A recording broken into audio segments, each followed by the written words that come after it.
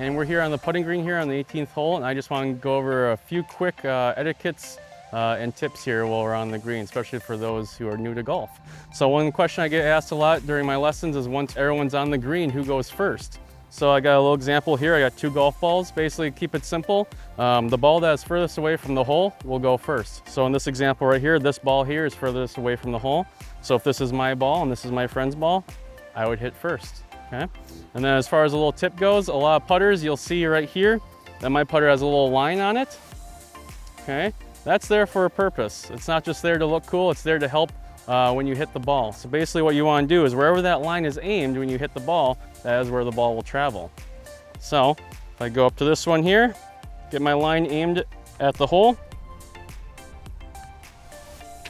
and roll it in.